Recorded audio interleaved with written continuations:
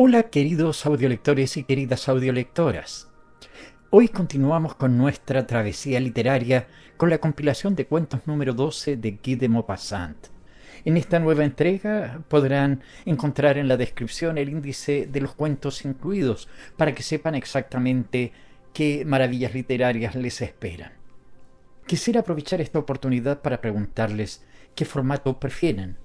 ¿Les agrada más que cada audio o video traiga varios cuentos o prefieren los cuentos independientes, es decir, un audio o video por cada cuento? Sus opiniones son importantes para mejorar nuestra experiencia de audiolecturas. Además, tengo el deseo de leer todos los cuentos de Maupassant y compartirlos con ustedes, pero también estoy pensando en el futuro del canal. Me encantaría saber qué autor les gustaría que siguiéramos después de Maupassant. ¿Qué les parece Edgar Allan Poe o H.P. Lovecraft u otro autor? Sus sugerencias serán de gran ayuda para continuar con esta maravillosa aventura literaria. Espero que disfruten esta nueva compilación y, como siempre, agradezco vuestro apoyo y vuestros comentarios. Feliz audiolectura. Cuentos 12 de Guy de Maupassant. El tío Judas. Toda la región era sorprendente. Estaba marcada por un carácter de grandeza casi religiosa y de siniestra desolación. En el centro de un vasto círculo de colinas yermas, donde no crecían más que aliagas y en algunos sitios un extraño roble torcido por el viento, se extendía una vasta laguna salvaje de agua negra y dormida, donde temblaban millares de cañas. Una sola casa a orillas de aquel lago sombrío, una casita baja habitada por un viejo barquero, el tío Joseph, que vivía del producto de la pesca.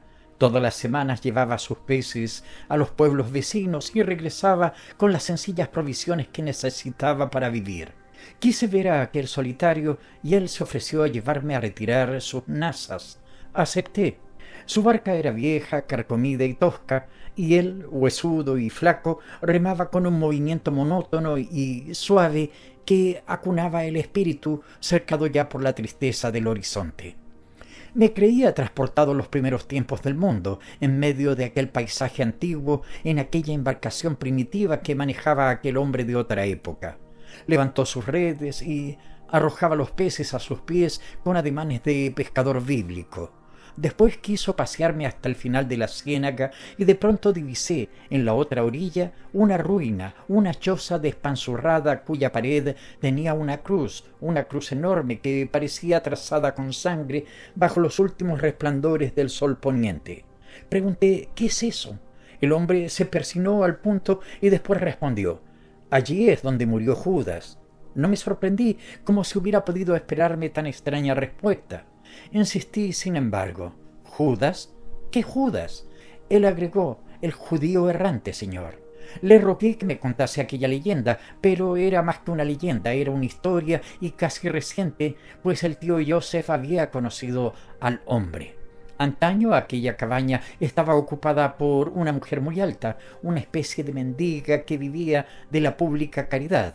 El tío Joseph ya no se acordaba de quién le había dado la choza. Ahora bien, una noche, un viejo de barba blanca, un viejo que parecía 2 veces centenario y que se arrastraba con dificultad, pidió al pasar limosna a aquella miserable. Ella respondió: siéntese, abuelo, todo lo que hay aquí es de todos, porque de todos procede. Él se sentó en una piedra delante de la puerta, compartió el pan de la mujer y su cama de hojas y su casa. Ya no se separó de ella, habían acabado sus viajes. El tío Joseph agregó: fue la Virgen Nuestra Señora la que lo permitió, señor, en vista de que una mujer había abierto su puerta a Judas, pues el viejo vagabundo era el judío errante. En la región no se supo enseguida, pero pronto se sospechó, pues caminaba sin parar, tan acostumbrado estaba a hacerlo. Otra razón hizo nacer las sospechas. La mujer que albergaba en su casa al desconocido pasaba por judía, pues nunca se la había visto en la iglesia. En 10 leguas a la redonda solo la llamaban la judía. Cuando los niños pequeños de la región la veían llegar mendigando, gritaban: «¡Mamá, mamá, es la judía!». El viejo y ella empezaron a vagar por los pueblos vecinos, tendiendo la mano en todas las puertas, balbuciendo súplicas a espaldas de todos los transeúntes.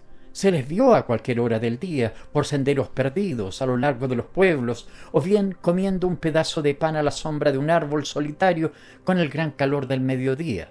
Y en la comarca empezaron a llamarle al mendigo el tío Judas.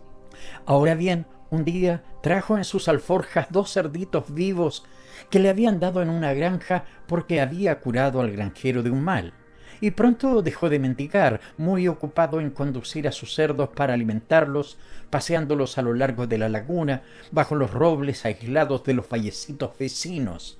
La mujer, en cambio, vagaba sin cesar en busca de limosnas, pero se reunía con él todas las noches. Tampoco él iba nunca a la iglesia y nunca lo habían visto hacer la señal de la cruz delante de los cruceros.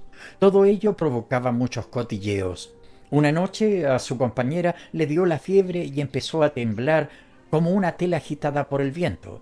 Él se acercó a la aldea a buscar medicinas. Después se encerró a su lado y durante 6 días no se le volvió a ver.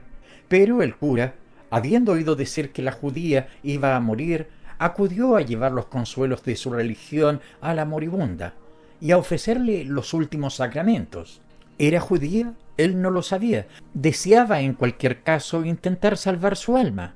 En cuanto llamó a la puerta, el tío Judas apareció en el umbral, jadeante, con los ojos encendidos, con toda la gran barba agitada como un agua que chorrea, y gritó en una lengua desconocida palabras blasfemas, extendiendo sus flacos brazos para impedir que el sacerdote entrase. El cura quiso hablar, ofrecer su bolsa y sus cuidados, pero el viejo seguía insultándolo, haciendo con las manos el ademán de tirarle piedras, y el sacerdote se retiró, perseguido por las maldiciones del mendigo.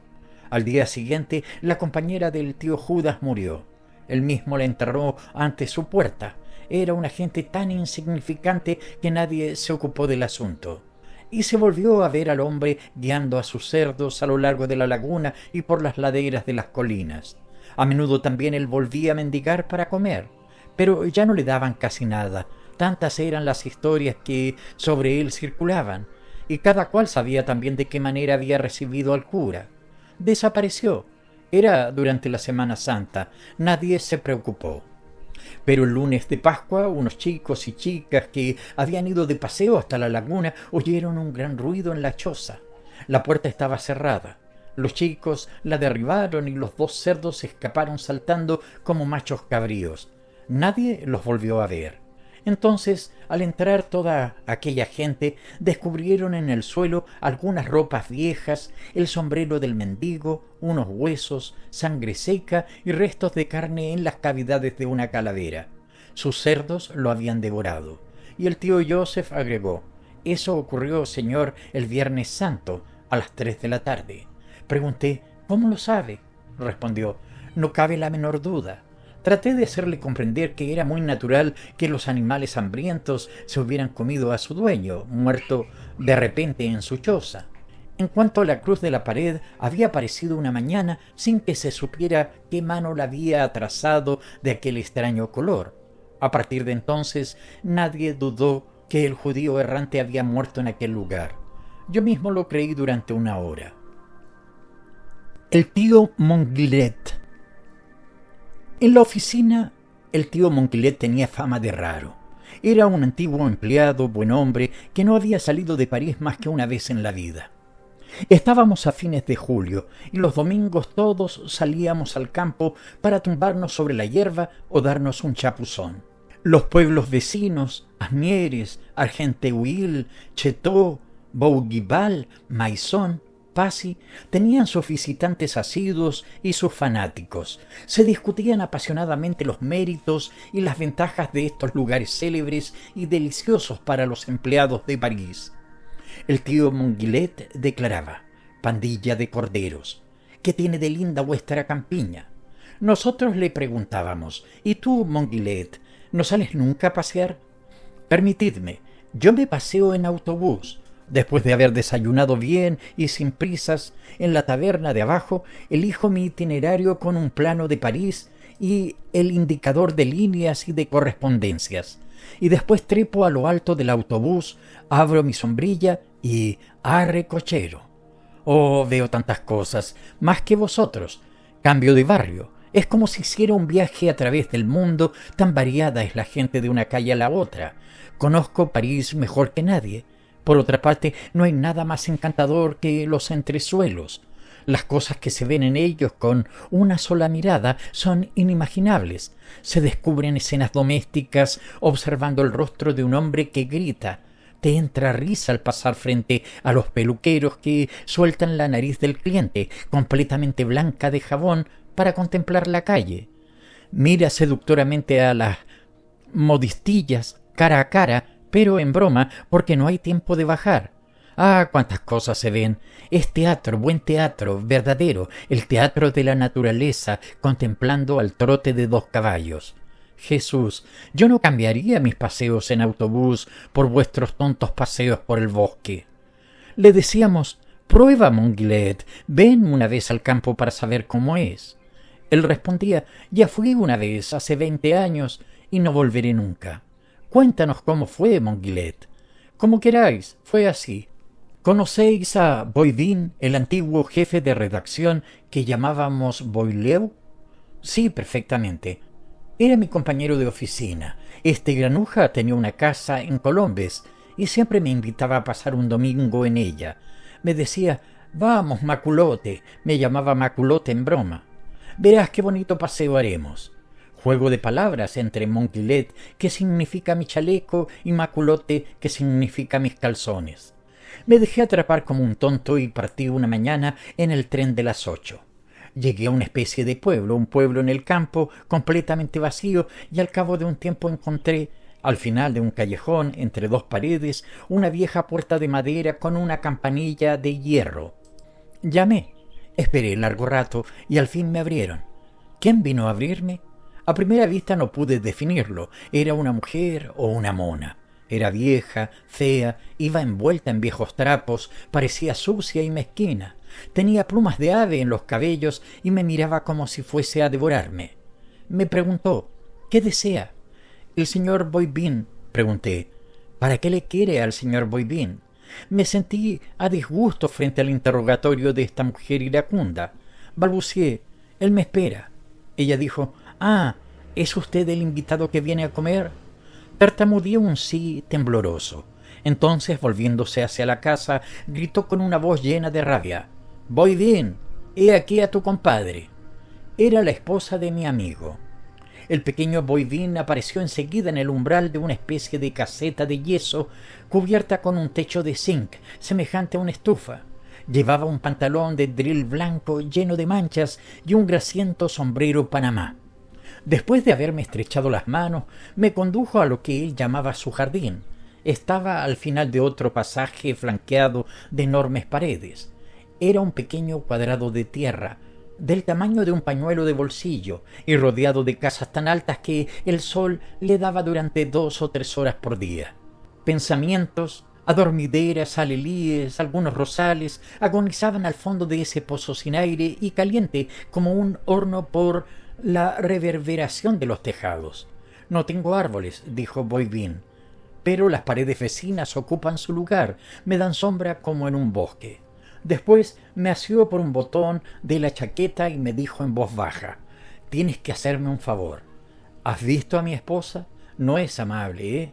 Hoy, como te he invitado, me ha dado ropas limpias, pero si las mancho, estoy perdido. Cuento contigo para regar mis plantas».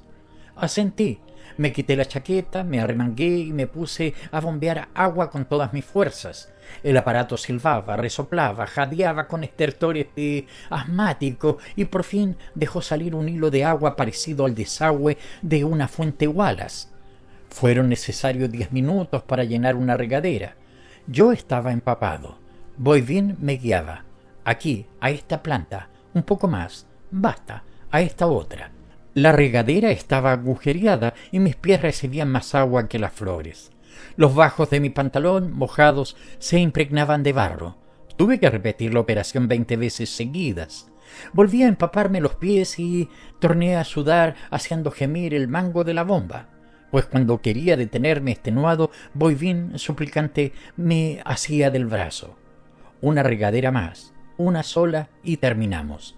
Para darme las gracias me regaló una rosa grande, pero apenas tocó mi ojal. Se deshojó por completo, dejándome como adorno una pequeña pera verdosa, dura como la piedra. Quedé sorprendido, pero no dije nada. La voz lejana de la señora Boivin se dejó oír. ¿Vais a venir o no? Ya os he dicho que la comida está lista. Nos dirigimos hacia la caseta. Si el jardín se encontraba a la sombra, la casa en cambio se hallaba a pleno sol y el segundo sudadero de Hammam, establecimiento parisiense de la época, inspirado en los baños turcos, donde se podía tomar baños de vapor. El primer baño era a 50 grados y el segundo a 80. Es más frío que el comedor de mi compañero. 3 platos, flanqueados por tenedores de estaño mal lavados, estaban posados en la mesa de madera amarilla. En el medio una vasija de barro que contenía buey hervido, acompañado con patatas. Nos pusimos a comer. Un gran jarro lleno de agua, ligeramente teñida de rojo, atraía mi mirada. Boivin, confuso, dijo a su esposa: «Dime, querida, para esta ocasión, ¿no puedes servirnos un poco de vino solo?» Ella lo miró furiosamente. «¿Para qué ambos os emborrachéis, verdad, y os quedéis alborotando todo el día? Gracias por la ocasión». Boivin se calló. Después del guiso, la mujer trajo otro plato de patatas cocidas con tocino. Cuando el nuevo manjar fue consumido en silencio, declaró: «Se terminó. Ahora marchaos». Boivin la contempló estupefacto. «Pero el ave que desplumaste esta mañana». Ella apoyó sus manos en sus caderas. «¿No habéis tenido bastante? Porque hayas traído a alguien, no es preciso devorar todo lo que tenemos en casa. ¿Qué comeré si no esta noche?»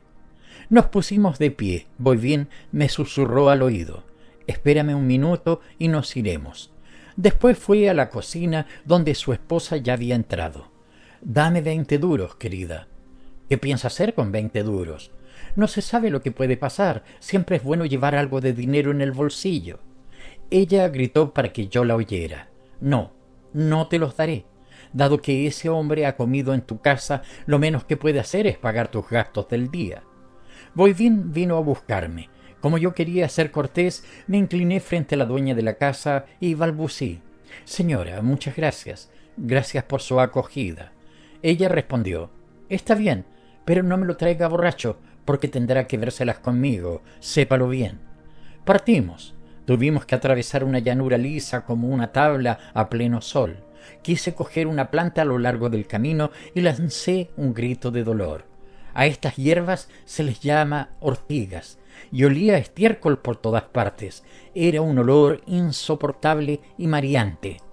Boivin me dijo: «Un poco de paciencia, ya estamos llegando a la orilla del río». En efecto, llegamos a la orilla del río. Allí olía a barro y a agua sucia, y caía un sol tan fuerte sobre el agua que sentía que los ojos me ardían. Le rogué a Boivin que nos refugiáramos en algún lugar. Me hizo entrar a una especie de choza llena de gente, una taberna de marineros de agua dulce. Me dijo: «El lugar no tiene buen aspecto, pero está bien». Yo tenía hambre, pedí una tortilla, pero hete aquí que después del segundo vaso de vino, este miserable Boivin perdió la cabeza y comprendí entonces el por qué su mujer le servía solo agua coloreada. Comenzó a discursiar, se levantó, quiso hacer pruebas de fuerza, se mezcló como pacificador en una pelea de 2 borrachos y nos habrían zurrado de lo lindo de no haber intervenido el patrón. Lo arrastré sosteniéndolo como se sostiene a los borrachos, hasta el primer matorral, donde lo deposité. Yo también me eché allí a su lado y creo que me dormí. Seguramente dormimos largo tiempo, pues cuando me desperté era de noche. Boivin roncaba junto a mí. Lo sacudí, se puso de pie, pero todavía estaba ebrio, aunque un poco menos. Y volvimos a avanzar en la oscuridad a través de la llanura. Boivin pretendía encontrar el camino. Me hizo torcer a la izquierda, luego a la derecha, después otra vez a la izquierda. No se veía nada a nuestro alrededor y nos encontramos perdidos en medio de un bosque de estacas que nos llegaban a la altura de la nariz. Debían ser vides con sus rodrigones. No se divisaba un solo punto de luz en el horizonte. Debimos de estar vagando por allí quizá 1 hora o 2, dando vueltas, vacilando, extendiendo los brazos, despistados, sin encontrar el camino, pues siempre teníamos que volver sobre nuestros pasos. Al fin, Boivin se dejó caer sobre un rodrigón que le arañó la mejilla y, sin preocuparse, permaneció sentado en el suelo, lanzando con toda su fuerza ayes prolongados y resonantes, mientras yo gritaba «¡Socorro!» con todas mis fuerzas, mientras encendía fósforos de cera para guiar a los salvadores y para conservar el coraje. Por fin un campesino rezagado nos oyó y nos indicó el camino. Conduje a Boivin hasta su casa, pero cuando estaba por dejarlo en el umbral de su jardín, la puerta se abrió bruscamente y su mujer apareció con una vela en la mano. Me dio miedo su aspecto. En cuanto hubo advertido la presencia de su marido, al que debía esperar desde la caída del sol, gritó lanzándose hacia mí: «¡Ah, canalla! Ya sabía yo que usted lo traería borracho». Os aseguro que salí corriendo hasta la estación y, como pensé que la loca me perseguiría hasta allí, me encerré en el retrete, ya que el próximo tren no pasaría hasta media hora después. Hete aquí por qué no me he casado y por qué nunca salgo de París. El Vengador. Cuando Antoine Louillet se casó con Mathilde, viuda de Suris, hacía ya 10 años que estaba enamorado de ella. Suris había sido amigo suyo y compañero de colegio. Louillet le apreciaba mucho, pero le encontraba un poco tonto. Solía decir: «Este pobre Suris no ha inventado la pólvora». Cuando Suris se casó con la señorita Mathilde Duval, Louillet se sintió sorprendido y algo molesto, pues estaba un poco encaprichado de ella. Era hija de una vecina, antigua mercera, que se había retirado después de reunir una pequeña fortuna. Era bonita, fina e inteligente. Aceptó a Suris por su dinero. Entonces Louillet concibió otras esperanzas. Le hizo la corte a la mujer de su amigo. Tenía buena presencia, no era tonto y también era rico.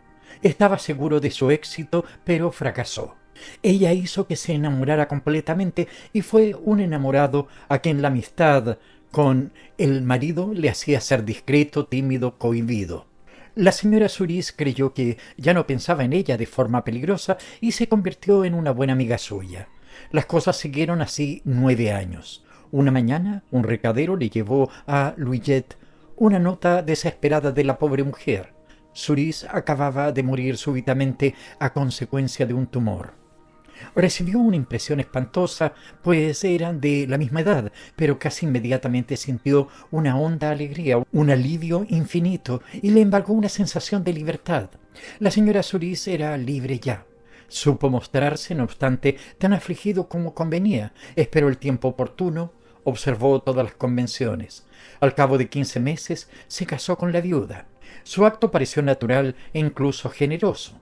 Era una acción propia de un buen amigo y de hombre honrado. Vivieron en la más afectuosa intimidad, pues se habían comprendido y apreciado desde el primer momento. No tenían secretos el uno para el otro y se decían sus más íntimos pensamientos. Louillet amaba a su mujer con un amor tranquilo y confiado. La amaba como a una compañera tierna y leal que es una igual y una confidente. Pero le quedaba en el alma un singular e inexplicable rencor contra el difunto Suris, que había sido el primero en poseer a aquella mujer, que había tenido la flor de su juventud y de su alma, que incluso la había despoetizado un poco. El recuerdo del marido muerto estropeaba la felicidad del marido vivo, y estos celos póstumos atormentaban día y noche a Louillet. A menudo le hablaba largamente de Suris, le preguntaba 1000 detalles íntimos y secretos sobre él, queriendo conocer a fondo sus costumbres y su forma de ser, y le perseguía con burlas hasta la tumba, recordando con complacencia sus defectos, insistiendo sobre sus aspectos ridículos y recalcando sus faltas. A cada momento llamaba a su mujer desde un extremo al otro de la casa. «Mathilde, voy, querido, ven a decirme una cosa». Ella llegaba siempre sonriente, sabiendo perfectamente que iban a hablar de Suris, y no le importaba seguir a su nuevo esposo en la inofensiva manía. «Dime, ¿tú te acuerdas de un día en que Suris quiso demostrarme que los hombres bajos son siempre más amados que los altos?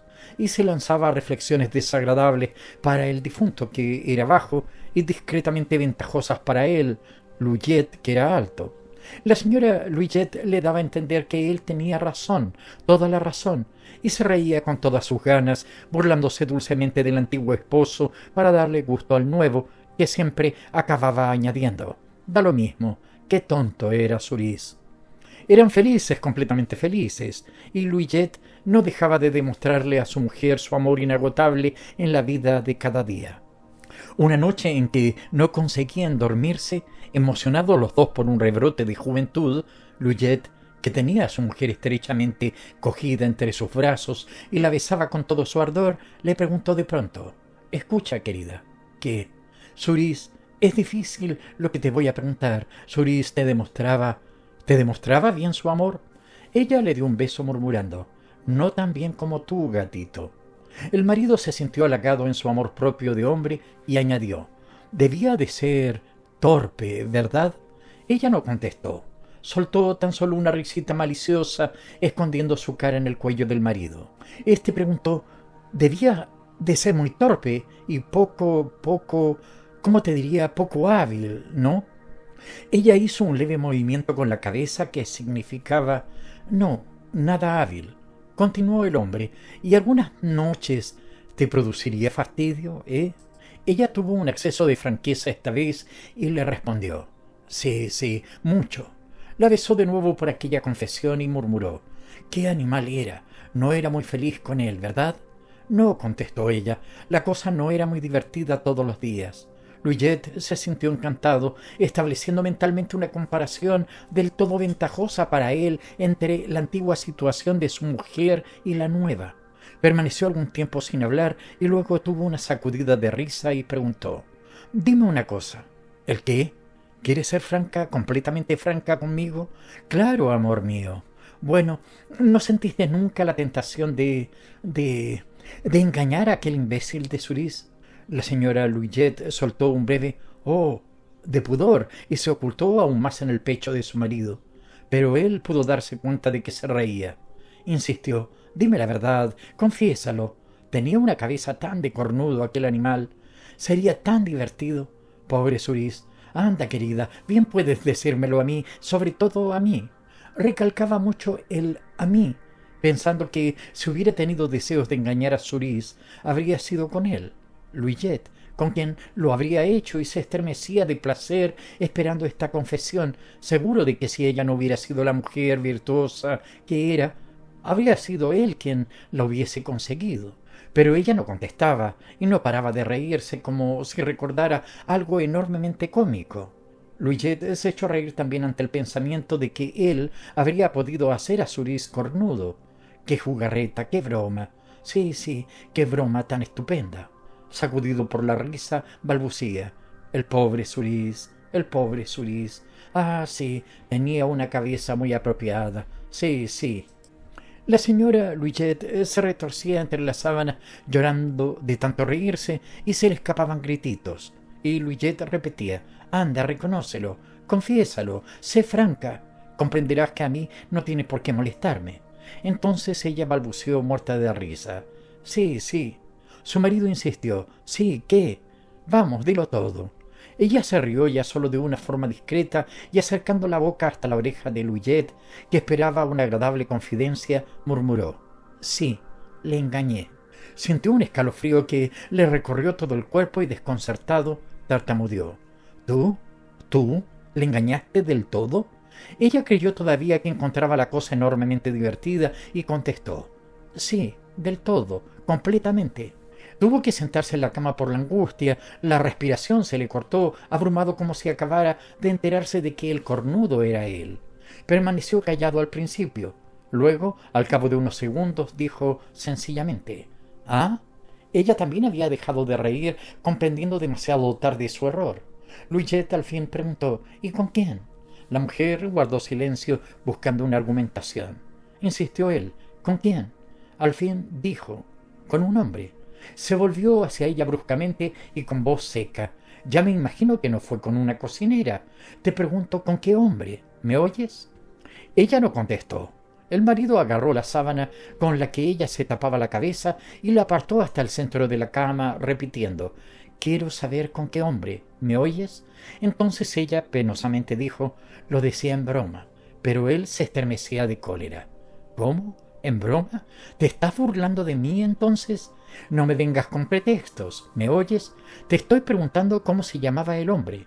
No contestó, siguió tumbada sobre la espalda, inmóvil. La cogió de un brazo y se lo apretó fuertemente. «¿Me oyes o no me oyes? Quiero que me contestes cuando te hablo». Entonces ella, muy nerviosa, dijo: «Te estás volviendo loco. Déjame en paz». El marido tembló de furor, sin saber qué decir, exasperado. La empezó a sacudir con todas sus fuerzas, repitiendo: «¿Me oyes? ¿Me oyes?». Ella quiso soltarse con un movimiento brusco y golpeó con la punta de los dedos la nariz de su marido. El hombre, creyendo que lo había hecho aposta, se enfureció y se arrojó sobre ella. La tenía sujeta bajo él, abofeteándola con todas sus fuerzas y gritando: «Toma, toma, toma, falsa, perdida, perdida». Cuando se quedó sin aliento, agotado, se levantó y se dirigió hacia la cómoda para prepararse un vaso de agua de azahar azucarada, pues se sentía a punto de caer sin conocimiento. Y ella lloraba en un rincón de la cama con grandes sollozos, viendo toda su dicha deshecha por culpa suya. Deshecha en lágrimas, balbuceó: «Escúchame, Antoine. Ven aquí. Te he mentido. Verás cómo lo comprendes. Escúchame». Y dispuesta ya a la defensa, armada de razones y de astucias, alzó un poco su cabeza aturdida con el gorro de dormir torcido.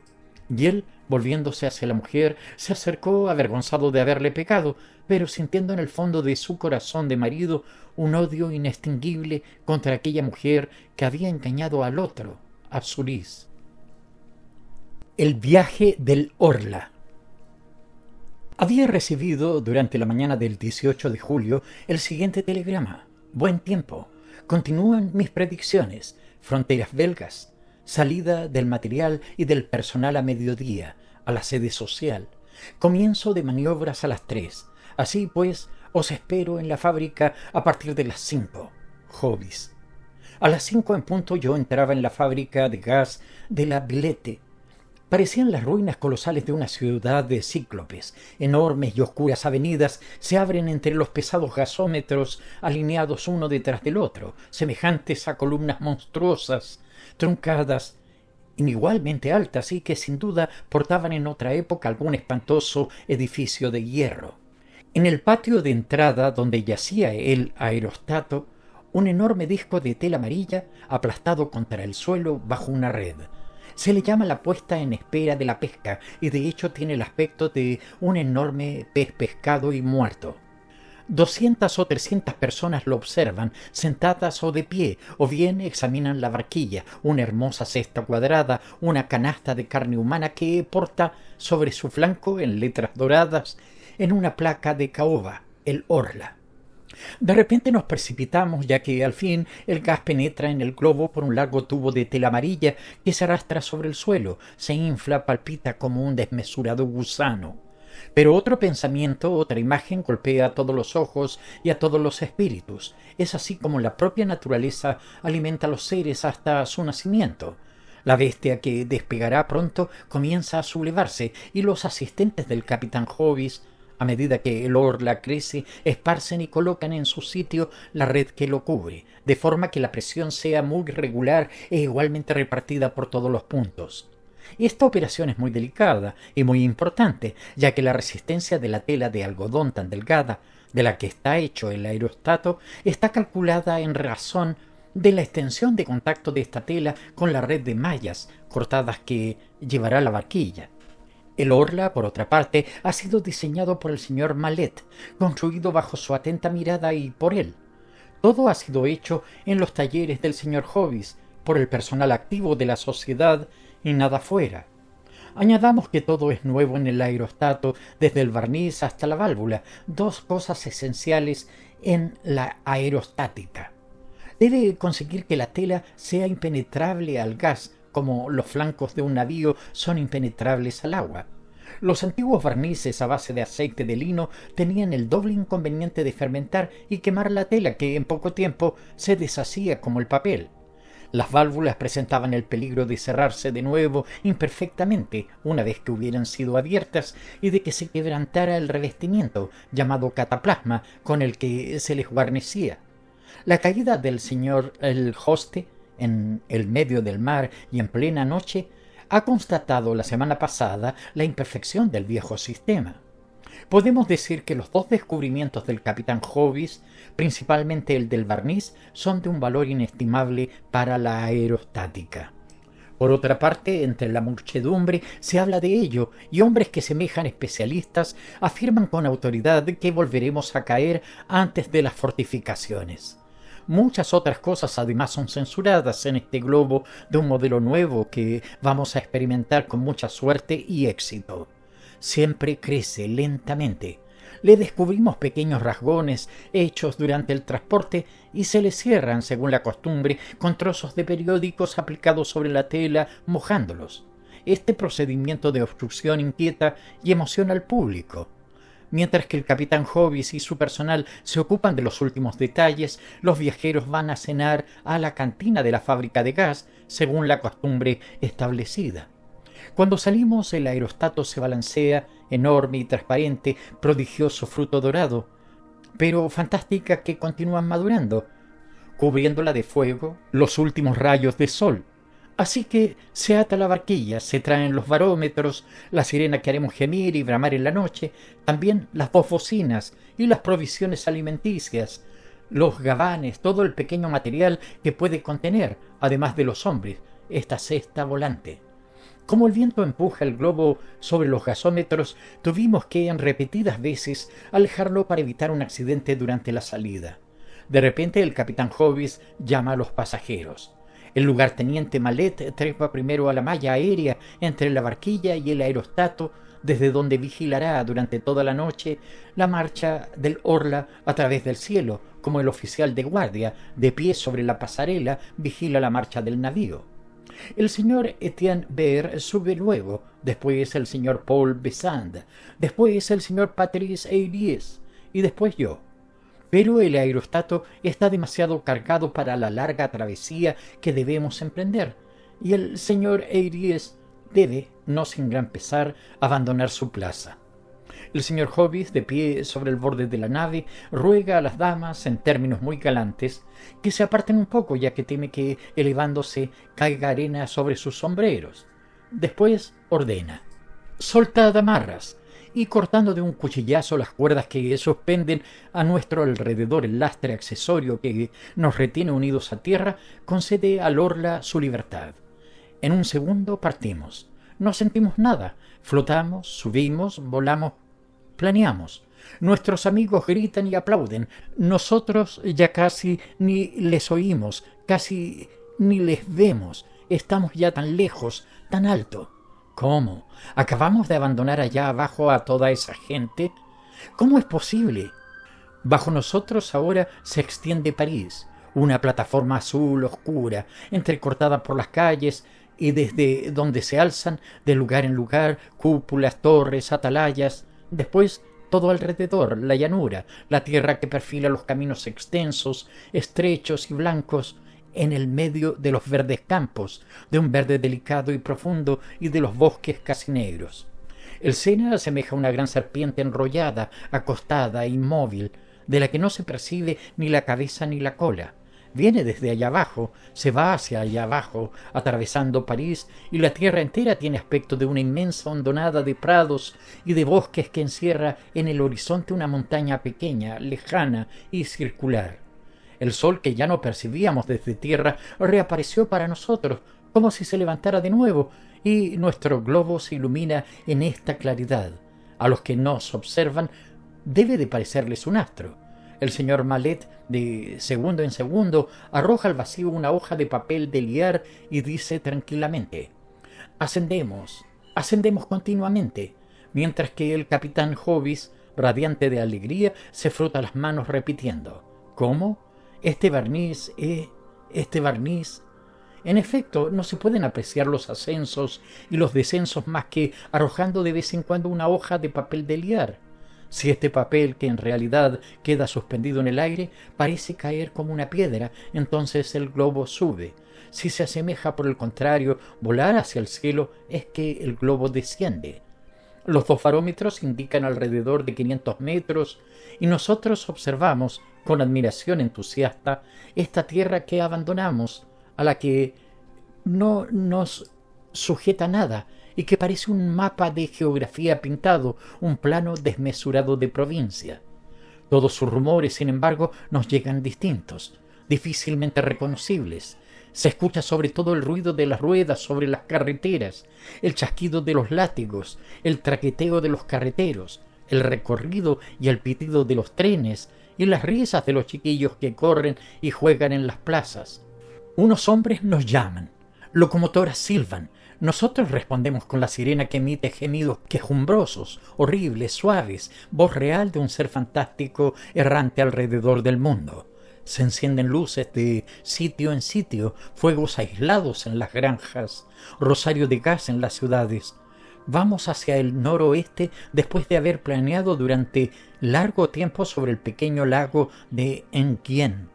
Aparece un río, es el Oise. Entonces discutimos por saber dónde estamos. Esta ciudad que brilla allá abajo es Creil o Pontoise. Si estuviéramos sobre Pontoise, deberíamos de ver la unión del Sena y del Oise.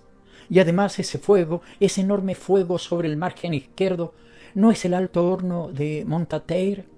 Nos encontramos en realidad sobre Creil. El espectáculo es sorprendente. Sobre la tierra es de noche y nosotros tenemos todavía luz a las 10 pasadas. Ahora escuchamos los ruidos ligeros de los campos, sobre todo el doble grito de las codornices, después el maullido de los gatos y los aullidos de los perros. Verdaderamente los perros huelen el globo, lo ven y dan la alarma. Se les escucha por toda la llanura ladrar hacia nosotros y gemir como gimen a la luna. Los bueyes, asimismo, parecen despertarse en los establos, porque mugen. Todas las bestias asustadas se mueven delante de este monstruo aéreo que pasa, y los aromas del suelo suben hacia nosotros deliciosos, olores de heno, de flores, de la tierra verde y húmeda, perfumando el aire, un aire ligero, tan suave, tan sabroso que jamás en mi vida había respirado con tanta dicha.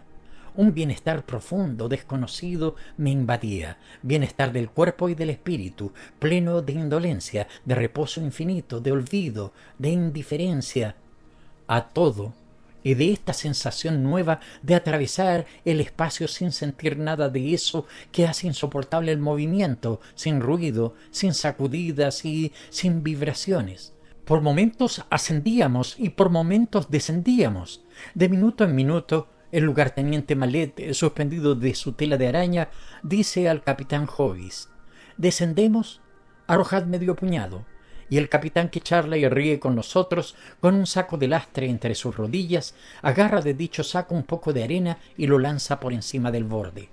No hay nada más divertido, más delicado y más apasionante que la maniobra del globo.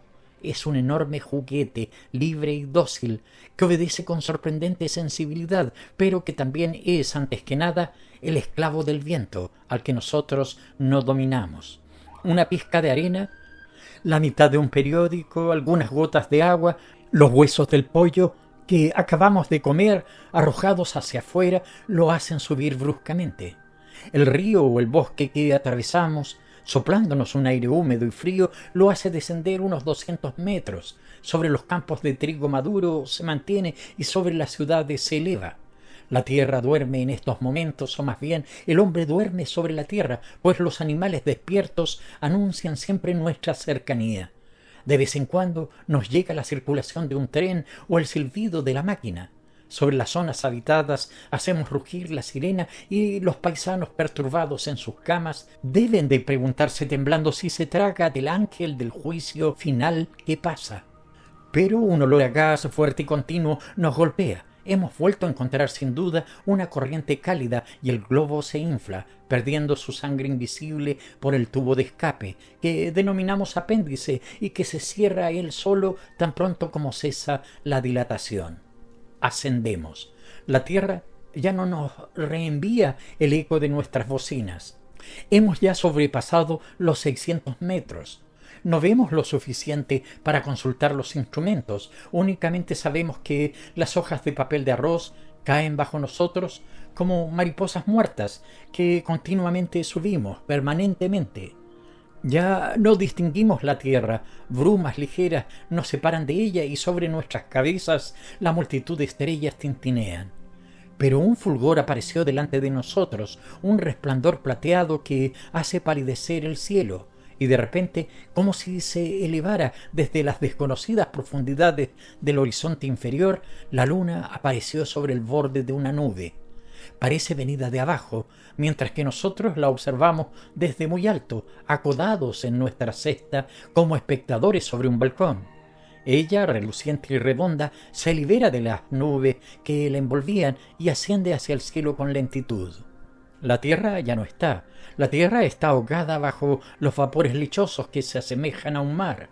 Así pues, ahora estamos solos con la luna, en la inmensidad, y la luna parece un globo que viaja enfrente de nosotros, y nuestro globo que brilla parece una luna más grande que la otra, parece un mundo errante en el medio del cielo, en el medio de los astros, en medio de la superficie infinita. Ya no hablamos, ya no pensamos, ya no vivimos. Vamos deliciosamente inertes a través del espacio. El aire que nos transporta ha hecho de nosotros seres que se le asemejan, seres mudos, alegres y locos, embriagados por esta grandeza prodigiosa, curiosamente alertas, aunque inmóviles. Ya no sentimos la carne, ya no sentimos los huesos, ya no sentimos palpitar el corazón. Nos hemos convertido en algo inexplicable, pájaros a los que ni merece la pena aletear. Todo recuerdo ha desaparecido de nuestras almas, toda preocupación ha abandonado nuestros pensamientos, ya no tenemos penas, proyectos ni esperanzas. Observamos, sentimos, disfrutamos perdidamente de este fantástico viaje. Nadie más que la luna y nosotros en el cielo. Somos un mundo vagabundo, un mundo en marcha, como nuestros hermanos los planetas, y este pequeño mundo en marcha lleva 5 hombres que han abandonado la Tierra y ya casi la han olvidado. Ahora se ve como en pleno día nos miramos sorprendidos por esta claridad, ya que no tenemos más que mirar que a nosotros y algunas nubes plateadas que flotan más abajo. Los barómetros indican 1200 metros, después 1300, después 1400, después 1500 y las hojas de papel de arroz caen siempre a nuestro alrededor. El capitán Hovis afirma que la luna a menudo ha hecho acelerar demasiado a los aerostatos y que el viaje en altura va a continuar.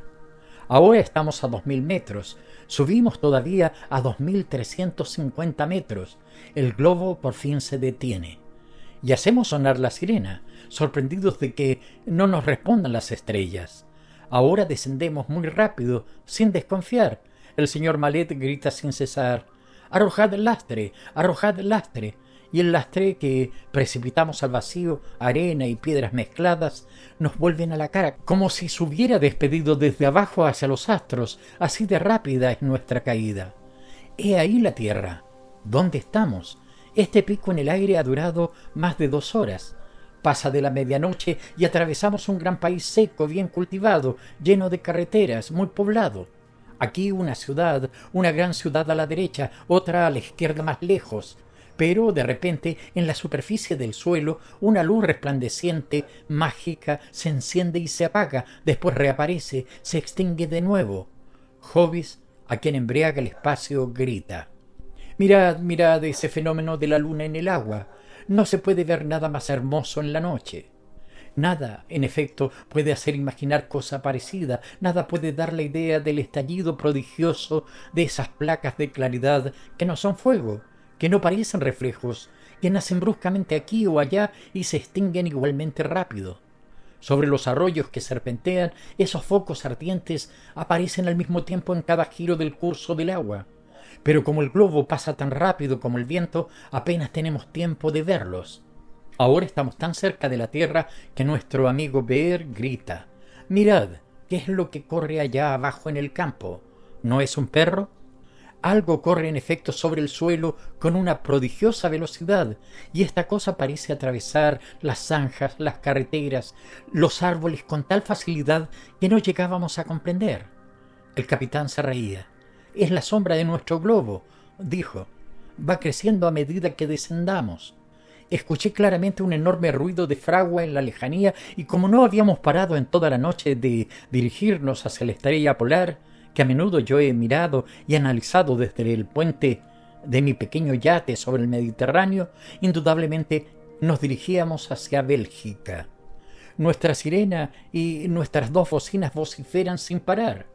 Algunos gritos nos responden, gritos de carretero que se detiene, grito de bebedor rezagado. Nosotros vociferamos. ¿Dónde estamos? Pero el globo va tan deprisa que jamás el hombre estupefacto tiene tiempo de respondernos. La sombra amplificada del orla, dilatada como una pelota de niño, huye delante de nosotros sobre los campos, las carreteras, los trigales y los bosques.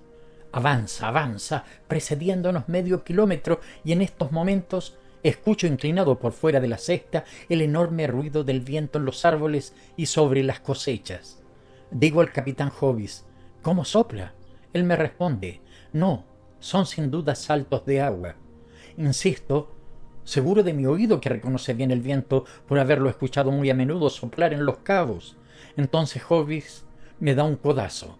Tiene miedo de alterar a sus pasajeros alegres y tranquilos, ya que sabe perfectamente que una tormenta se acerca. Un hombre finalmente nos ha comprendido y responde: norte. Otro nos dice la misma palabra, y de repente una ciudad considerable, dada la extensión de su nube de contaminación, aparece justo delante de nosotros. Tal vez sea Lille.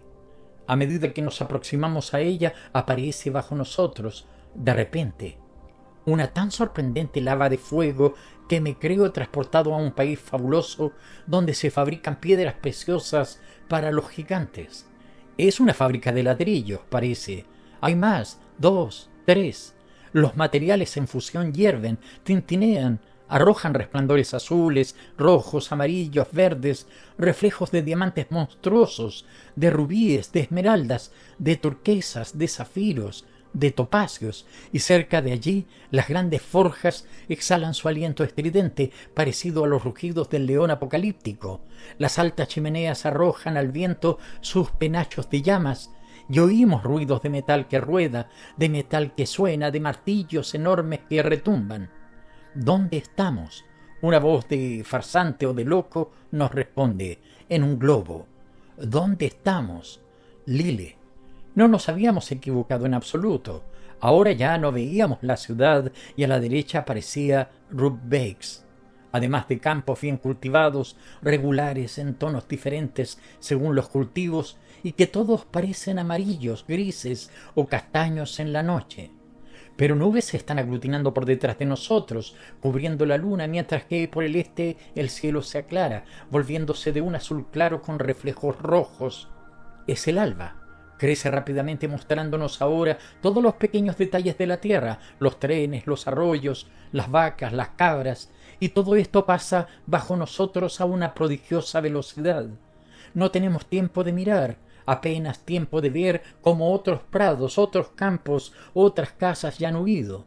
Los gallos cantan, pero la voz de los canarios lo domina todo, de modo que se diría que el mundo está poblado de ellos, repleto, por el ruido que hacen. Los paisanos matutinos agitan los brazos gritándonos: «Dejaos caer», pero nosotros avanzamos continuamente sin subir ni bajar, inclinados al borde de la cesta y mirando deslizarse el universo a nuestros pies. Hobbes señala otra ciudad muy lejos. Se aproxima arrebatadora, dominada por antiguas campanas, vista así desde lo alto. Discutimos. Es Courtrai. Es grande. Ya estamos muy cerca y vemos que está rodeada de agua, atravesada en todos los sentidos por canales. Se diría una Venecia del norte, justo en el momento en que pasamos sobre el campanario, tan cerca de nuestro cabo guía, larga cuerda colgante bajo la cesta. Ha estado a punto de tocarlo. El campanario flamenco se pone a dar las 3. Sus sonidos ligeros y vertiginosos, suaves y claros, parecen surgidos para nosotros de este delgado techo de piedra rosado en nuestra carrera errante. Es un buen día, fascinante, un buen día, amigo, que nos proporciona la Flandre. Respondemos con la sirena cuya horrible voz resuena por las calles. Se trataba de Bruges, pero apenas la habíamos perdido de vista cuando mi vecino Paul Besant me pregunta: ¿no ve usted nada a la derecha y delante de nosotros? Se diría que es un río. Delante de nosotros, en efecto, se extiende a lo lejos una línea luminosa bajo la claridad del alba. Sí, eso tiene aspecto de un río, de un inmenso río con sus islas. Preparemos el descenso, dice el capitán. Hace volver a la nave al señor Mallet, siempre colgado de su cuerda. A continuación, atamos los barómetros y todos los objetos duros que podrían hacernos daño con las sacudidas. El señor Besant grita: pero ahí se ven mástiles de navíos a la izquierda. Estamos sobre el mar. Las brumas nos lo habían escondido hasta ahora. El mar estaba por todas partes, a la izquierda y enfrente, mientras que a nuestra derecha el Scott, fusionado al Meuse, extendía hasta el mar sus bocas más inmensas que un lago. Había que descender en un minuto o dos. La cuerda de la válvula, religiosamente encerrada en una bolsita de tela blanca y colocada bien a la vista para que no fuese tocada por nadie, fue desenrollada, y el señor Mallet la sostiene en la mano mientras que el capitán Hovis busca en la lejanía un lugar favorable. Detrás de nosotros el trueno crece y ningún pájaro se atrevería a seguir nuestra loca carrera. «¡Tirad!», grita Hovis. Pasábamos sobre un canal. La nave tembló 2 veces y se inclinó. El cabo guía ha tocado los enormes árboles de las 2 orillas, pero nuestra velocidad es tal que la larga cuerda que arrastra ahora no parece ralentizarla y llegamos con una rapidez de bala sobre una enorme granja, cuyos pollos, palomas, patos asustados vuelan en todos los sentidos, mientras que los terneros, gatos y perros huyen perturbados hacia la casa. Nos queda justo medio saco de lastre. Hovis lo tira y el orla se alza ligeramente por encima del tejado. «¡La válvula!», gritó de nuevo el capitán. El señor Mallet se suspende de la cuerda y descendemos como una flecha. De un cuchillazo la amarra que retiene el ancla es cortada y la dejamos atrás en un enorme campo de remolacha. Aquí están los árboles. ¡Atención! ¡Enganchaos! ¡Cuidado con las cabezas! Pasamos de nuevo por encima. A continuación, una fuerte sacudida nos zarandea. El ancla ha picado. ¡Atención! Sujétense bien. Levántense con la fuerza de los puños. Vamos a tocar tierra. La nave toca, en efecto, y después se eleva de nuevo, vuelve a caer, rebota y finalmente se posa sobre tierra mientras que el globo se resiste furiosamente con esfuerzos agonizantes. Acudían paisanos, pero no osaban en ningún momento aproximarse. Estuvieron mucho tiempo decidiéndose antes de venir a liberarnos, ya que no podemos poner pie en tierra sin que el aerostato esté casi completamente desinflado. Además, al mismo tiempo que los estupefactos hombres, algunos de los cuales saltaban de asombro con gestos salvajes, todas las vacas que pasaban sobre las dunas se acercaban a nosotros, rodeando nuestro globo en un extraño y cómico círculo de cuernos, de enormes ojos y de narices soplantes. Con la ayuda de los paisanos belgas, complacientes y hospitalarios, pudimos en poco tiempo empaquetar todo nuestro material y llevarlo a la estación de Heist, donde volvíamos a tomar a las 8 el tren para París. El descenso había tenido lugar a las 3:15 de la mañana, precediéndonos no más que de algunos segundos la lluvia torrencial y los resplandores cegadores de la tormenta que nos daba casa delante de nosotros. Pudimos, pues, gracias al capitán Hovis, de cuya intrepidez mi colega Paul Hinesty me había hablado ya hacía mucho tiempo, ya que ellos habían caído juntos y voluntariamente en pleno mar, enfrente de Menton. Nosotros hemos podido, pues, en una sola noche, ver desde lo alto del cielo la puesta de sol, la elevación de la luna y la vuelta del día, e ir de París a las bocas del Scout a través del aire. El viejo Milón. Desde hace un mes un sol abrasador lanza sobre los campos su lumbre. Una vida radiante estalla bajo ese diluvio de fuego. La tierra está verde hasta perderse de vista. Hasta los límites del horizonte el cielo es azul. Las granjas normandas diseminadas por las llanuras parecen desde lejos bosquecillos encerradas en su cinturón de esbeltas hayas. De cerca, cuando se abre la carcomida barrera, se cree ver un gigantesco jardín, pues todos los antiguos manzanos, tan huesudos como los campesinos, están en flor. Los viejos troncos negros, nudosos, retorcidos, alineados junto al corral, despliegan bajo el cielo sus copas deslumbrantes, blancas y rosas. El dulce perfume de su floración se mezcla con el intenso olor de los establos abiertos y con los vapores del estiércol que fermenta cubierto de gallinas. Es mediodía. La familia come a la sombra del peral plantado ante la puerta. El padre, la madre, los 4 hijos, las 2 sirvientas y los 3 criados apenas hablan. Toman la sopa, después destapan la fuente del estofado llena de patatas con tocino. De vez en cuando una sirvienta se levanta y va a la bodega a llenar la jarra de sidra. El hombre, un tipo alto de 40 años, contempla, pegada a la casa, una parra que ha quedado desnuda y que corre retorcida como una serpiente bajo los postigos a lo largo del muro. Dice por fin: la parra del viejo brota pronto este año. Pues que dé fruto. La mujer también se vuelve y mira sin decir una palabra. Esa parra está plantada justamente en el lugar donde el viejo fue fusilado. Era durante la guerra de 1870. Los prusianos ocupaban toda la comarca. El general Faidherbe, con el ejército del norte, les hacía frente. Ahora bien, el Estado Mayor prusiano se había emplazado en aquella granja. El campesino que la poseía, el viejo Pierre Milon, los recibió e instaló como mejor pudo. Hacía un mes que la vanguardia alemana se hallaba de observación en el pueblo. Los franceses permanecían inmóviles a 10 leguas de allí y, sin embargo, cada noche desaparecían unos cuantos ulanos. Todos los exploradores aislados, aquellos a quienes se enviaban de ronda, siempre que salieran solo 2 o 3, no regresaban jamás. Los recogían muertos por la mañana en un campo cerca de un corral, en una zanja. Hasta sus caballos yacían a lo largo de los caminos, degollados de un sablazo. Estas muertes parecían realizadas por los mismos hombres a quienes no se conseguía descubrir. Reinó el terror en la comarca. Se fusiló a algunos aldeanos por una simple denuncia, se encarceló a mujeres, se pretendió obtener por el temor revelaciones de los niños. No se descubrió nada. Pero he aquí que una mañana apareció el viejo Milón, tendido en su cuadra, con el rostro cortado por una cuchillada. 2 ulanos, despanzurrados, fueron encontrados a 3 kilómetros de la granja.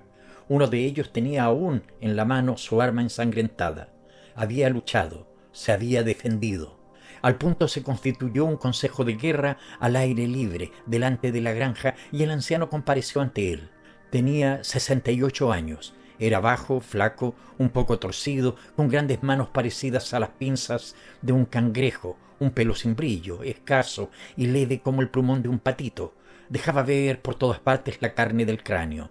La piel morena y arrugada del cuello mostraba gruesas venas que se perdían bajo las mandíbulas y reaparecían en las sienes. En la región pasaba por hombre avaro y difícil en los negocios. Lo colocaron de pie entre 4 soldados ante la mesa de la cocina que habían sacado. 5 oficiales y el coronel se sentaron frente a él. El coronel tomó la palabra en francés. «Abuelo Milón, desde que estamos aquí no tenemos más que alabanzas para usted. Ha sido siempre complaciente e incluso atento con nosotros. Pero hoy una terrible acusación pesa sobre usted y es preciso aclarar la situación. ¿Cómo recibió usted la herida que tiene en el rostro?» El campesino no respondió nada. El coronel prosiguió. «Su silencio lo condena, abuelo Milón. Pero quiero que me responda, ¿entiende? ¿Sabe usted quién mató a los 2 ulanos que encontramos esta mañana cerca del Calvario?»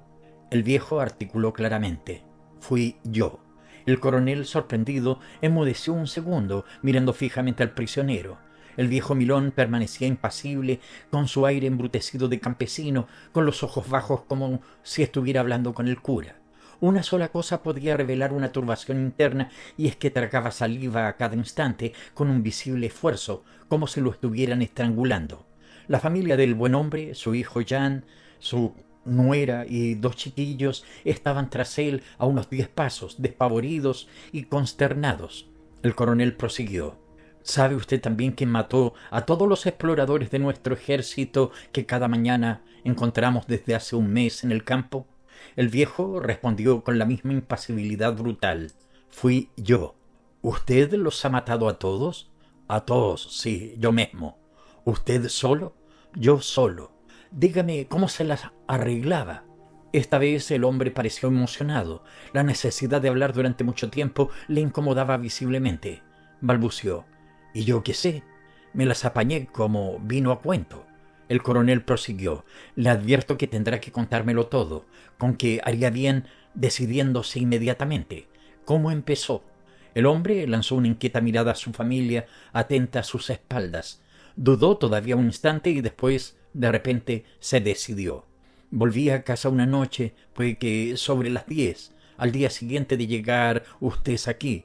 Ustedes y asina mesmo sus soldados me habían quitado más de 50 escudos de forraje y encima una vaca y 2 carneros. Me dije, tantas veces como me quiten 20 escudos, otras tantas me los cobraré. Y además tenía otras cosas también en el corazón, ya les diré cuáles. En esto que vi uno de sus jinetes que fumaba su pipa junto a mi zanja, detrás de mi granero.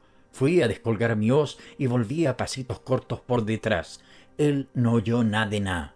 Y le corté la cabeza de golpe, de uno solo, como una espiga, ni tiempo tuvo de decir ay. No tienen más que buscar en el fondo la charca. Lo encontrarán entre un saco de carbón con una piedra de la cerca. Yo tenía mi idea, le quité todos sus chismes de las botas al gorro y los escondí en el horno de yeso del Bosque Martín detrás del corral. El anciano cayó. Los oficiales pasmados se miraban. Volvió a empezar el interrogatorio y aquí lo que supieron. Una vez cometido su crimen, el hombre había vivido con este pensamiento: matar prusianos. Los odiaba con un odio solapado y sañudo de campesino codicioso y al propio tiempo patriota. Tenía su idea, como él mismo decía: espero unos cuantos días. Disfrutaba de libertad para ir y venir, para entrar y salir a su guisa, pues se había mostrado muy humilde con los vencedores, sumiso y complaciente.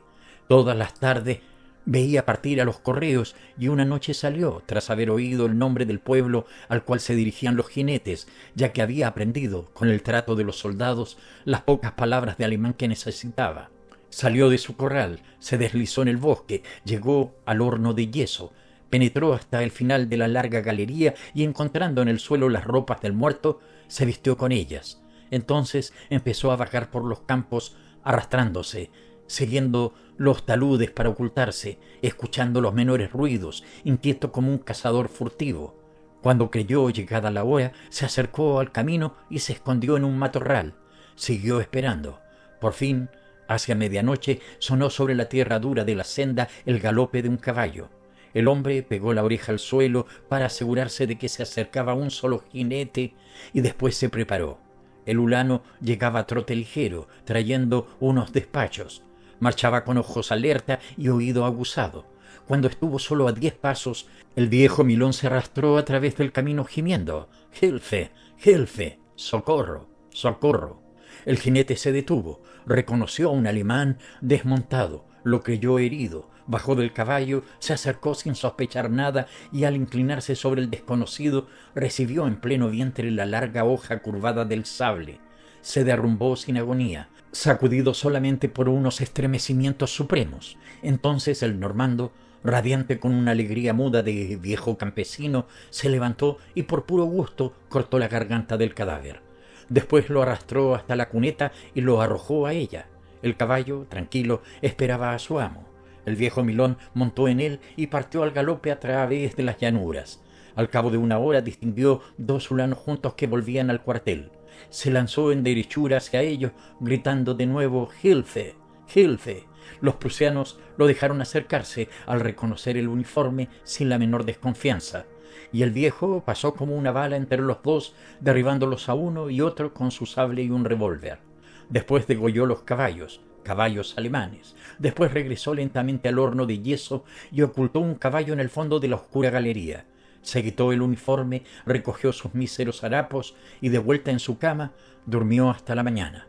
Durante 4 días no salió, esperando a que finalizase la investigación abierta, pero al 5.º día partió de nuevo y mató 2 soldados más con la misma estratagema.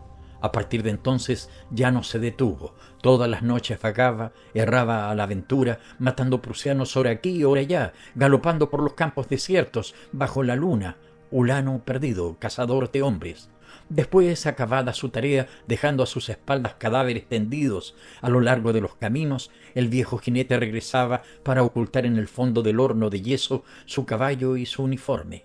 A eso del mediodía, con aire tranquilo, iba a llevar avena y agua a su montura, que se había quedado en el fondo del subterráneo, y la alimentaba con profusión, pues exigía de ella un gran trabajo.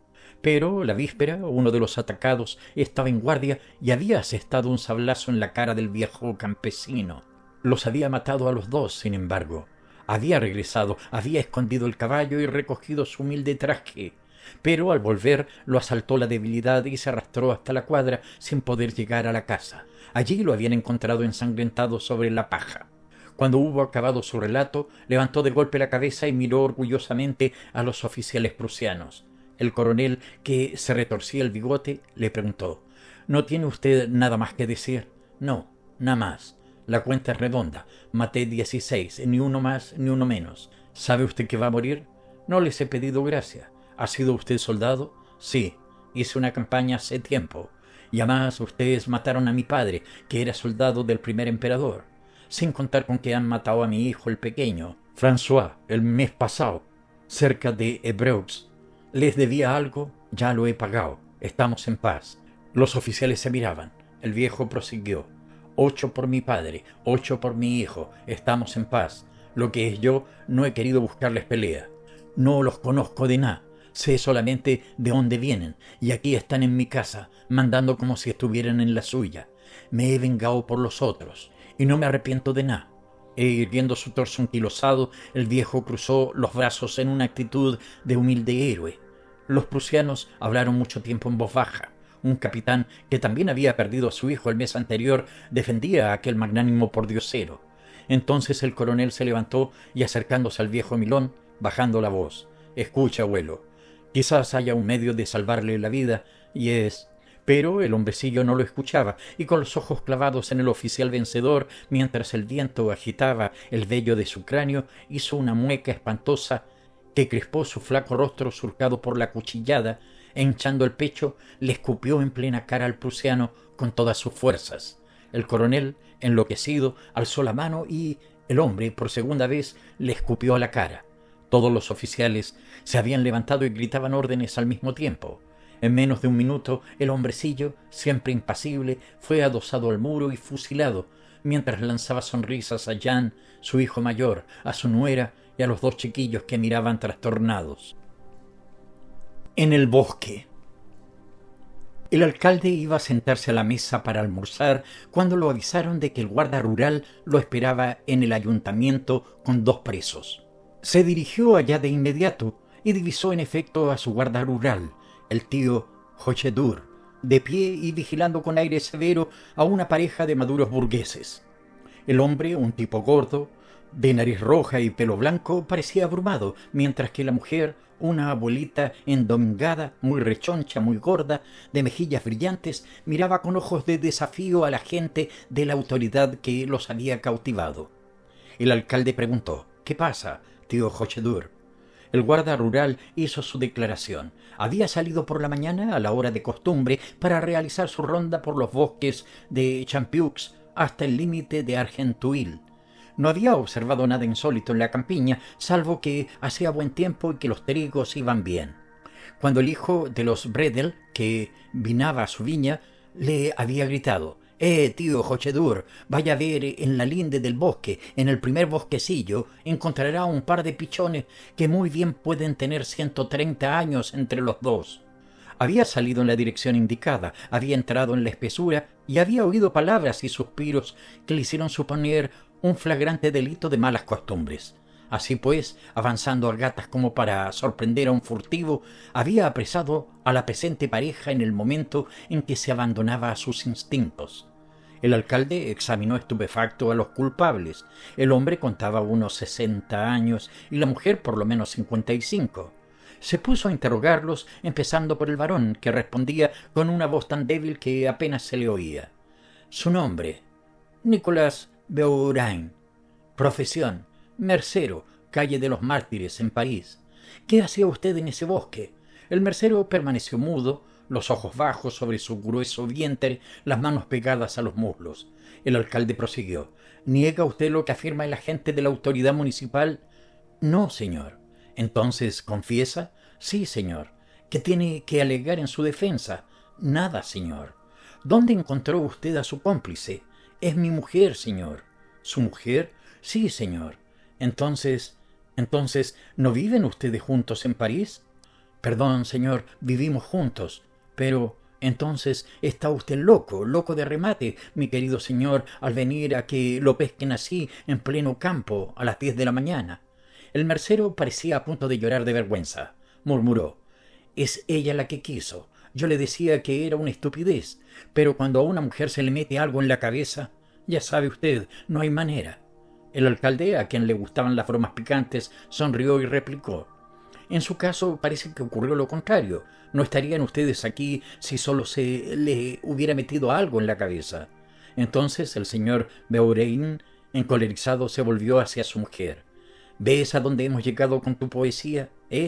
Estamos frescos. Nos llevarán a los tribunales. Ahora, a nuestra edad, por atentado contra las buenas costumbres, y tendremos que cerrar la tienda, perder la clientela y cambiar de barrio. Estamos frescos. La señora Beaurain se levantó y sin mirar a su marido se explicó sin cortedad, sin vanos pudores, casi sin vacilar. Dios mío, señor alcalde, ya sé que somos ridículos. ¿Me permite usted defender mi causa como un abogado, o mejor dicho, como una pobre mujer? Espero que accederá a dejarnos volver a casa y a evitarnos la vergüenza de un proceso. En tiempos, cuando yo era joven, conocí al señor Beaurain en este pueblo un domingo. Él estaba empleado en una mercería, yo era dependienta de un almacén de confección. Lo recuerdo como si fuera ayer.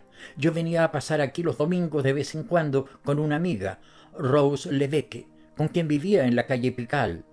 Rose tenía un amiguito, yo no. Eso era lo que nos traía por aquí. Un sábado él me anunció, riendo, que vendría con un camarada al día siguiente.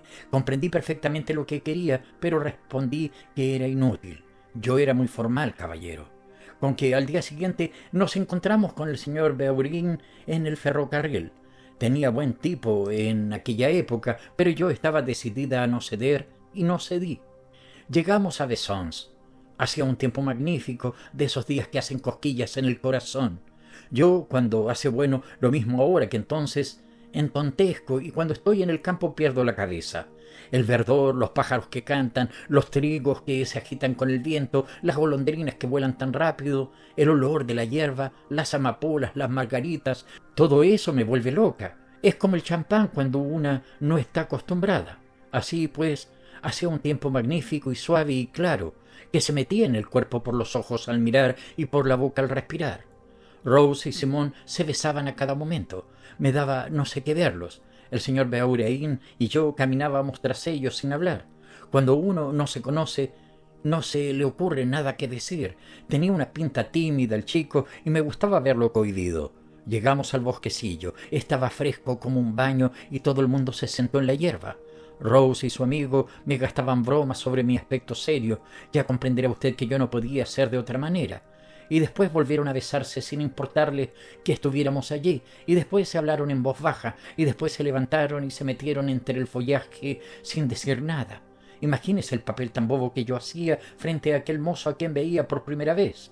Me sentí tan confusa al verlos marcharse así que me infundieron valor y me puse a hablar. Le pregunté qué hacía. Era dependiente de una mercería, como le he dicho hace un rato. Charlamos, pues, unos instantes. Eso lo envalentonó y quiso tomarse unas libertades, pero lo puse en su lugar. Estuve inflexible. ¿No es cierto, señor Beaurain?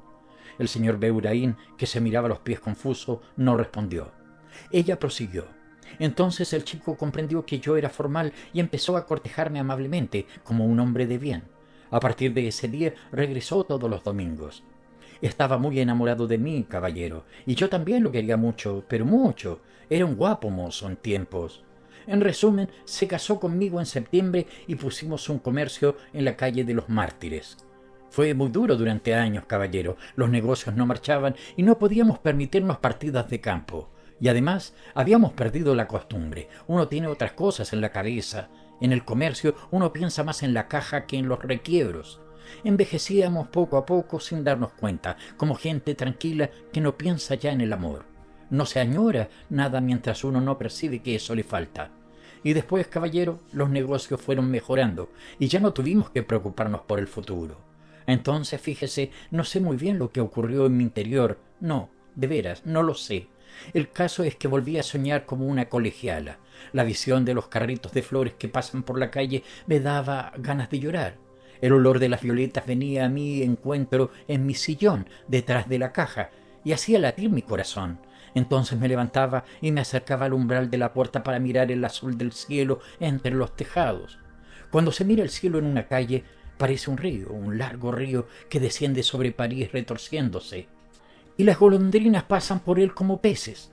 Son de los más idiotas esas cosas a mi edad. ¿Qué quiere usted, señor?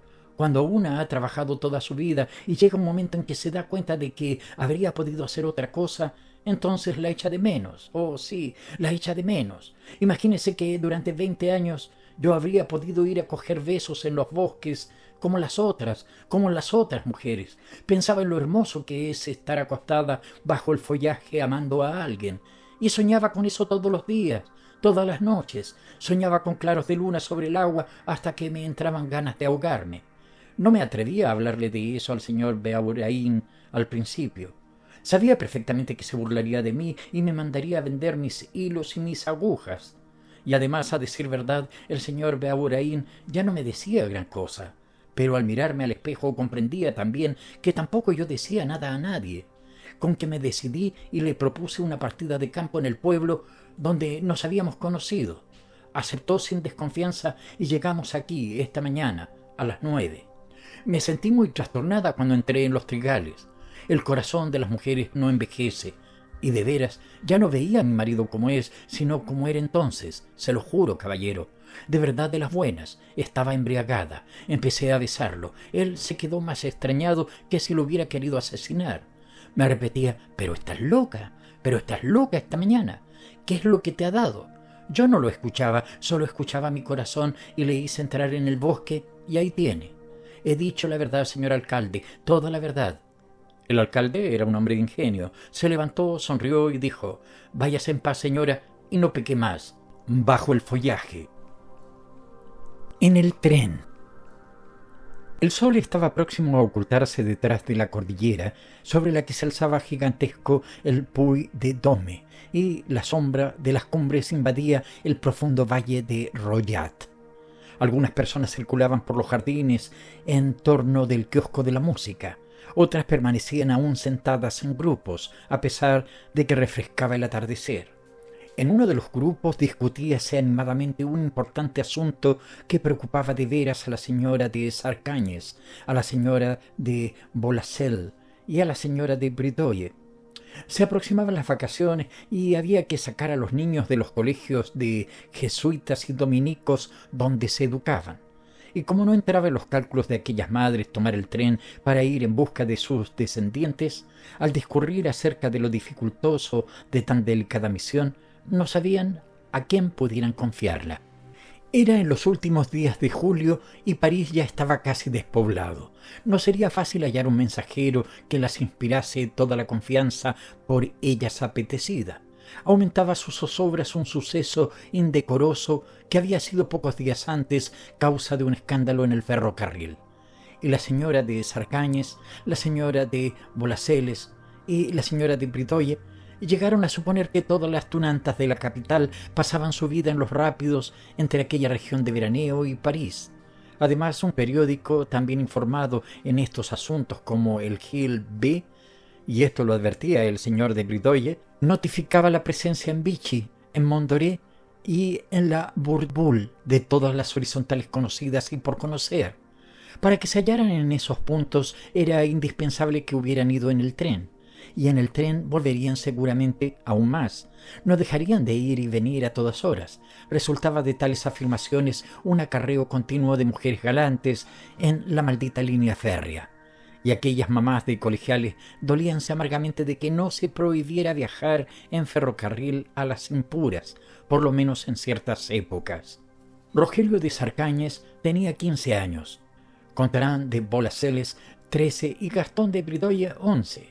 ¿Cómo exponerles a que tropezasen con una perdida o con dos y pasaran algunas horas en contacto con ellas en el mismo departamento de un vagón y enterándose de las abominaciones que las dirían sus acompañantes, porque sin duda no irían solas? El peligro tomaba proporciones abrumadoras cuando acertó a pasar la señora de Martinse, la cual se detuvo para saludar a sus amigas y ellas la enteraron de sus preocupaciones, de sus angustias. «No hay motivo para lamentarse», afirmó la señora de Martinse. «La educación de mi Rodolfo no se resentirá mucho por apartarlo de su preceptor durante un par de días. El padre puede ir a buscar esas criaturas». Y quedó acordado que a fines de la semana próxima el padre Lecuyer, clérigo joven y de bastante cultura, preceptor de Rodolfo de Martinse, haría un viaje a París en busca de los 3 colegiales. El sacerdote se puso en camino el viernes. El domingo por la mañana, después de recoger en sus colegios de París a los 3 mozalbetes, hallábase con ellos en la estación para regresar en el expreso de las 8, nuevo rápido especial establecido pocos días antes a petición de los bañistas. Iba y venía de un extremo al otro del andén, seguido por los 3 colegiales, en busca de un departamento. Si no vacío, al menos ocupado por señores de aspecto respetable, deseoso de atender a todas las advertencias que le habían hecho la señora de Sarcañes, la señora Bolaceles y la señora de Bridoye. Vio una pareja de nobles ancianos. Ella tenía todo el pelo blanco y él ostentaba las insignias de la Legión de Honor, que despedían a una señora instalada ya en un vagón. Por sus modales y su porte aparentaban ser personas muy distinguidas. «Ya tengo lo que busco», pensó el sacerdote, y, precedido por los 3 mozalbetes, se instalaron todos en aquel departamento. La noble anciana decía: «Cuídate, cuídate mucho». La viajera contestaba: «Sí, mamá, no te preocupes. En cuanto sientas algo, avisa inmediatamente al médico». «Sí, sí, mamá». «Vamos, adiós, hija mía».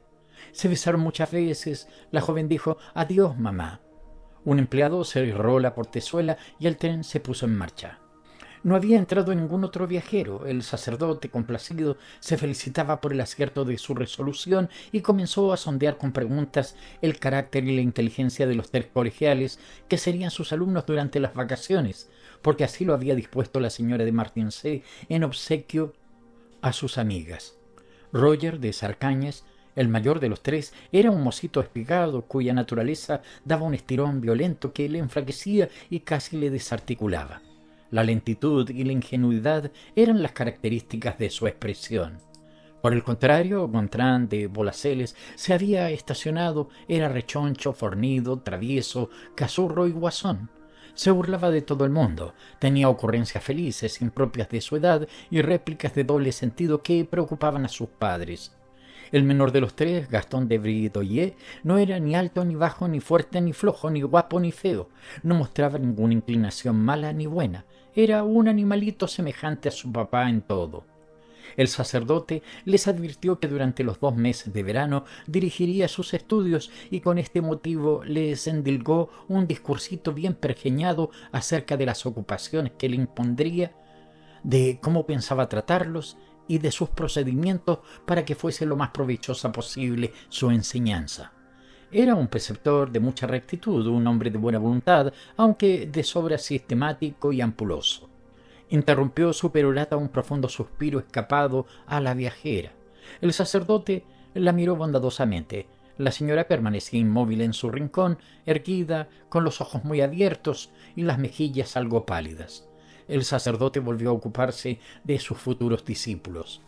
El tren, lanzado a toda máquina, cruzaba sembrados y bosques, pasaba puentes y túneles, y con su trepidación violenta estremecía el rosario de vagones llenos de personas. Gontran de Bolaceles preguntó al padre Lecuyer si había playa en Royat.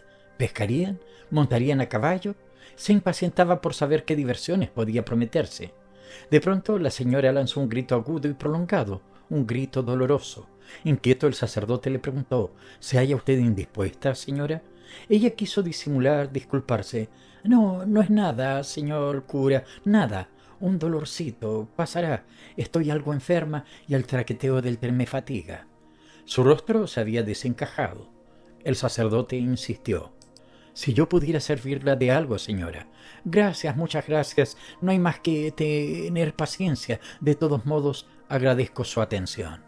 El sacerdote volvió a dirigirse a los colegiales para instruirles con un anticipo de los métodos que pensaba emplear en sus lecciones futuras. Pasaban las horas. El tren se detenía de cuando en cuando y de nuevo reanudaba su marcha.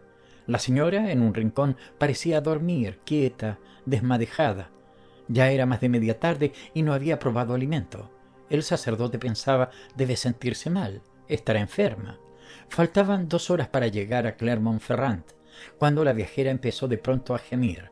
Se deslizaba del asiento, se apoyaba solo ya en la rigidez de los brazos y, con los ojos extraviados y las facciones crispadas, repetía: «Oh, Dios mío, Dios mío».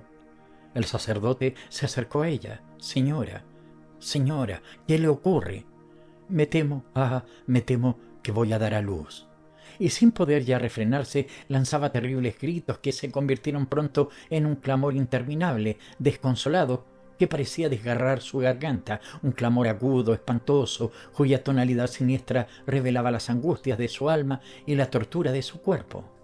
El pobre sacerdote, aturdido, confuso, de pie ante la señora, no sabía qué hacer, ni qué decir, ni qué intentar, y murmuraba: «Dios mío, si yo supiera, Dios mío, si yo supiera». Estaba ruborizado hasta los ojos, y los 3 colegiales contemplaban, entre curiosos y asombrados, a la señora, que desfallecía entre convulsiones y alaridos. De pronto la viajera se retorció, alzó los brazos y sus caderas, y su vientre se agitaron con una sacudida extraña, un estremecimiento de toda su carne. Angustiado el sacerdote para que la pobre señora no muriera por falta de auxilio, y a pesar de su ignorancia completa en un trance como aquel, se ofreció resueltamente a servirla.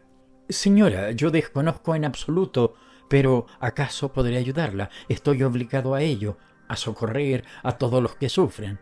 Y encarándose con los 3 mozalbetes, dijo: «Asómense a las ventanillas, contemplen el paisaje hasta que yo les avise, y el que vuelva la cabeza sin mi consentimiento copiará 1000 veces una frase de Virgilio». Bajó los 3 cristales, y cuando estuvieron asomadas las 3 cabezas, bajó hasta los 3 pescuezos las cortinillas azules, mientras añadía: «Al que haga siquiera un movimiento, no le llevaré a ninguna excursión de las muchas que proyecto para divertir las vagaciones, y tengan presente que no valen arrepentimientos conmigo. Jamás perdono». Arremangándose, y se acercó nuevamente a la viajera. Sollozos y alaridos se alternaban sin cesar.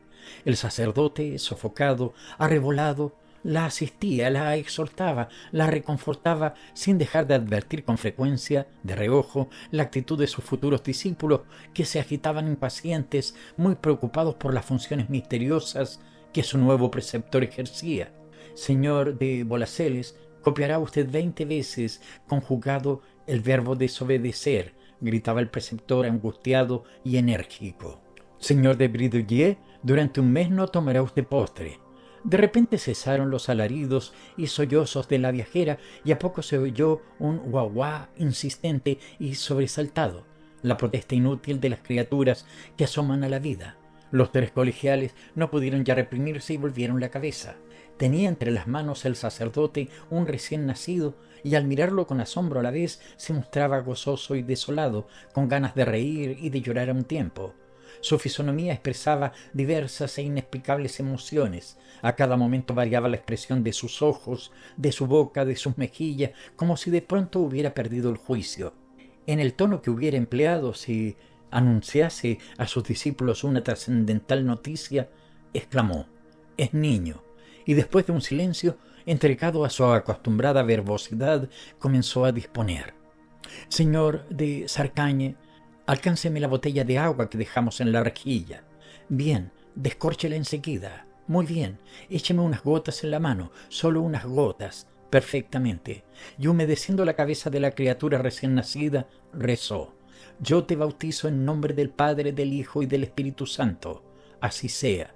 El tren acababa de llegar a Clermont. La señora de Bridouillet, que aguardaba en el andén, se acercó a la portezuela, y el sacerdote, completamente loco ya, presentándole con los brazos tendidos aquella larva humana, el fruto recién alcanzado, murmuró: «Una señora que viene aquí nos ha dado esta sorpresa en el viaje». Con la frente sudorosa, los cabellos en desorden, el cuello desabrochado y la sotana sucia, con el aspecto de un hombre que acababa de recoger la criatura en un albañal, se apresuró a decir con insistencia: «No han visto nada, nada, nada, puedo asegurarlo. No les quitaba ojo y les había ordenado que desde las ventanillas contemplaran el paisaje.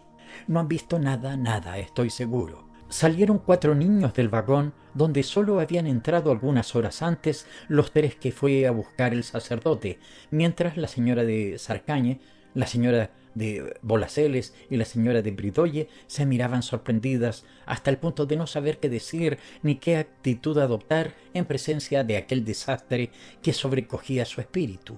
Por la noche, para celebrar la llegada de los colegiales, comieron juntas las 3 familias. La conversación era muy lánguida. Los padres, las madres y hasta los niños parecían preocupados. Gastón de Bridoye lanzó de pronto esta pregunta: «Di, mamá, ¿de dónde ha sacado aquel niño el señor cura?». La madre no sabía qué responder y procuró evadirse. «Come y no hagas preguntas, no se hacen preguntas en la mesa». Gastón estuvo callado unos instantes, pero luego insistió: «En el coche solo venía una señora con dolores de barriga y se quejaba mucho. La señora no llevaba ningún niño. Son juegos de manos, como los hacen esos prestidigitadores que sacan una pecera con peces de un pañuelo donde no había nada. El señor cura también sabe hacer juegos de manos. Cállate y no te preocupes por lo que no entiendes. Los niños los envía Dios. Pero aquel niño, ¿por dónde se metió en el coche? ¿Por una ventanilla?». La señora de Bridoye se intranquilizaba. «Ya sabes cómo vienen todos los niños al mundo. Se los encuentra debajo de un hongo». «Pero mamá, si en los coches del ferrocarril no hay hongos». Entonces Gontran de Bolaceles, que sonreía maliciosamente, dijo: «Claro que habría un hongo, pero nada más lo ha visto el señor cura».